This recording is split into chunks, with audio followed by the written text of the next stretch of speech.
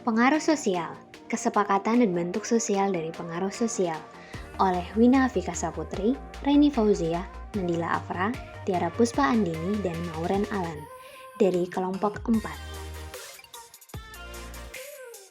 Apa itu pengaruh sosial? Menurut Baron dan Branscombe, pengaruh sosial adalah upaya oleh satu orang atau lebih orang untuk mengubah perilaku, sikap, atau perasaan satu atau lebih dari orang lain. Berbicara tentang pengaruh sosial, maka ada hubungannya dengan kesepakatan. Kesepakatan merupakan kondisi di mana seseorang mengatakan iya atas permintaan yang orang lain berikan. Ada 6 prinsip dasar dari compliance atau kesepakatan. Yang pertama adalah pertemanan atau rasa suka. Yang kedua yaitu komitmen atau konsistensi. Yang ketiga yaitu kelangkaan. Yang keempat yaitu timbal balik. Yang kelima validasi sosial. Dan yang keenam yaitu otoritas. Mengenai deskripsi penjelasan lebih lanjut dapat tertampil pada video. Garis besar, terdapat beberapa taktik untuk mendapatkan kesepakatan. Yang pertama, taktik berdasarkan pertemanan atau rasa suka. Yang kedua, taktik berdasarkan komitmen atau konsistensi. Yang ketiga, taktik berdasarkan timbal balik. Yang keempat, taktik berdasarkan kelangkaan. Yang kelima, taktik untuk memperoleh kesepakatan seperti menempatkan orang lain dalam suasana hati yang baik. Yang pertama, yaitu taktik berdasarkan pertemanan atau rasa suka, ingratiation. Teknik ini efektif dengan cara memuji orang lain. Selain itu, dapat pula dengan cara memperindah penampilan diri, mengeluarkan tanda nonverbal yang positif, dan melakukan kebaikan kecil kepada orang lain. Hey, you look great in that blue jacket. Is that new? Thank you for saying so. Yang kedua, yaitu taktik berdasarkan komitmen atau konsistensi. Yang pertama adalah the foot in the door, yaitu merupakan taktik yang digunakan untuk membujuk orang lain untuk menyetujui permintaan awal yang kecil, kemudian membuat permintaan yang lebih besar atau permintaan utama yang diinginkan. Yaitu seseorang membujuk orang lain untuk menyetujui permintaan awal yang kecil dengan meminta ditemani untuk berbelanja bahan kue tersebut. Lalu kemudian membuat permintaan yang lebih besar atau permintaan utama dengan meminta untuk membantu membuat kue tersebut secara bersama. Lalu yang kedua, yaitu low goal, di mana merupakan taktik yang digunakan untuk mengubah kesepakatan awal dengan membuat kesepakatan baru untuk mengambil keuntungan lebih baik untuk salah satu pihak. Contohnya yaitu, pada transaksi jual-beli sudah didapatkan harga kesepakatan, namun beberapa menit kemudian pihak penjual mengubah kesepakatan dengan beralasan harga tersebut belum termasuk dengan biaya pajak. Teknik yang ketiga, yaitu taktik berdasarkan timbal balik. Timbal balik adalah aturan dasar kehidupan sosial. Kita biasanya akan melakukan sesuatu kepada orang lain seperti orang lain telah melakukan sesuatu kepada kita. Yang pertama yaitu taktik the door in the face, yaitu adalah taktik di mana seseorang akan meminta permintaan yang besar, namun ketika permintaan tersebut ditolak, maka orang tersebut akan meminta permintaan yang lebih kecil yang merupakan tujuan sesungguhnya. To our charity today, but after you refuse, they would ask, "Oh, well, that's all right. You can donate $10 instead," which sounds more reasonable, so you agree. Taktik that's not all adalah sebuah taktik dengan permintaan awal yang diikuti sebelum orang dituju dapat mengatakan ya atau tidak oleh sesuatu yang bermanis kesepakatan, sedikit membuat intensif dari orang-orang yang menggunakan taktik ini.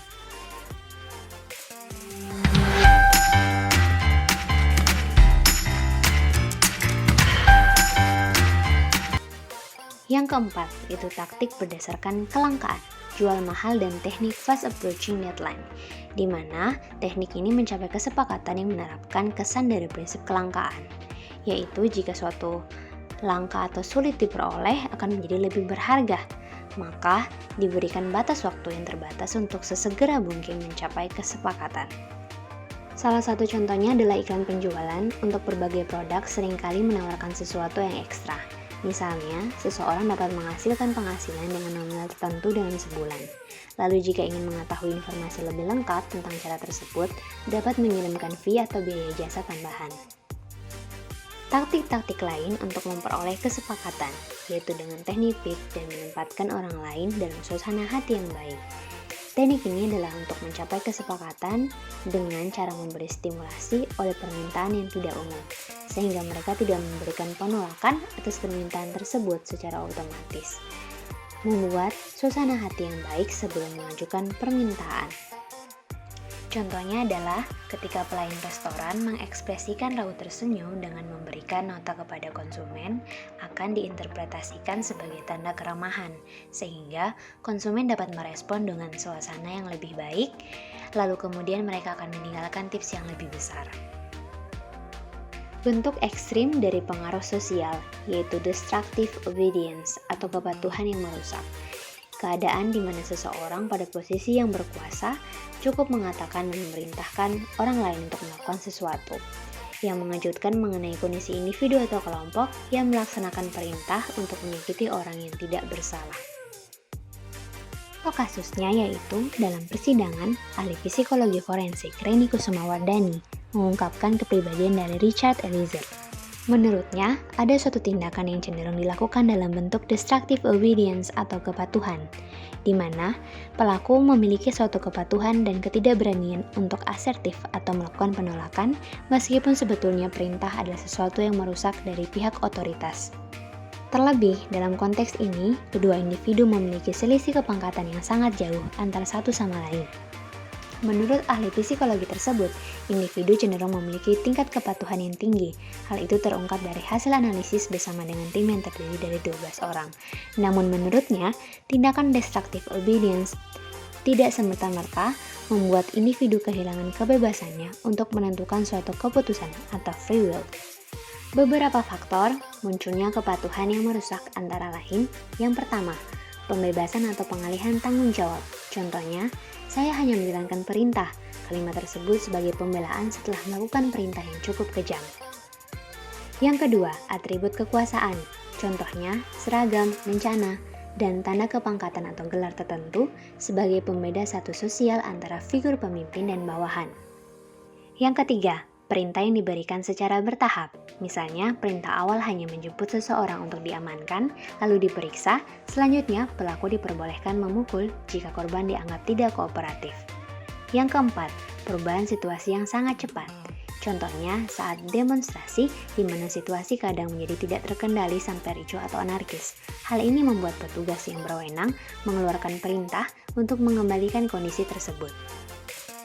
Resistensi destructive obedience. Yang pertama, kesadaran akan tanggung jawab dari perintah. Misalnya, ketika dihadapkan dengan suatu perintah, setiap individu harus sadar jika ia bertanggung jawab penuh atas apa yang dilakukan meskipun itu berdasarkan perintah yang merugikan dirinya. Yang kedua, paham sifat dari perintah yang diberikan. Contohnya, jika perintah tersebut sudah menyalahi suatu prosedur yang berlaku dalam suatu instansi, berarti hal tersebut tidak perlu dilakukan. Yang ketiga, memahami motif atau tujuan dari perintah. Contohnya, mempertimbangkan apakah motif dari perintah ini berasal dari kepentingan pribadi sehingga pemimpin menyalahgunakan kekuasaannya. Yang keempat, kapabilitas figur pemimpin. Contohnya yaitu mengetahui kekuatan atau kapabilitas dari sosok pemimpin membuat individu paham sejauh mana pemimpin tersebut dapat melakukan perintah. Jika perintah ini diberikan melewati wewenang yang dimiliki, jelas individu yang diberi perintah tidak perlu mematuhinya. Lalu apa yang dimaksud dengan indoktrinasi intensif? Yaitu proses yang dilalui individu untuk menjadi anggota kelompok ekstrim dan menerima kepercayaan serta aturan dari kelompok tanpa bertanya-tanya dengan disertai komitmen yang tinggi. Contoh indoktrinasi intensif adalah kejadian tragis yang terjadi mengungkapkan beberapa hal yang mengejutkan mengenai kondisi individu atau kelompok yang melaksanakan perintah untuk menyakiti orang yang tidak bersalah. Bahkan mereka rela memberikan seluruh barang kepemilikan mereka untuk bersedia meninggalkan keluarga untuk menjadi bagian dari anggota tersebut.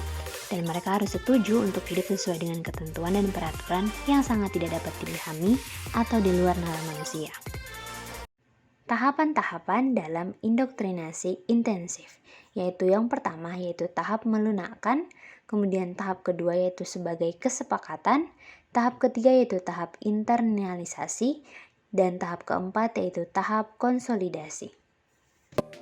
Faktor keberhasilan dari indoktrinasi intensif adalah mengurangi kapasitas perhatian untuk berpikir hati-hati dan sistematis, merupakan cara kelompok ekstrim untuk meningkatkan kemudahan orang-orang tersebut untuk dipengaruhi dan dipengaruhi oleh beragam taktik pengaruh sosial. Nah, penerapan dengan paksa dan konsistensi dalam jangka waktu yang lama hingga anggota mencapai pada suatu titik di mana mereka menerima pandangan kelompok, baik secara pikiran dan emosi. Hal ini dapat membuat kita memahami bahwa indoktrinasi intensif dilakukan dengan menggunakan prinsip-prinsip dan proses-proses pengaruh sosial.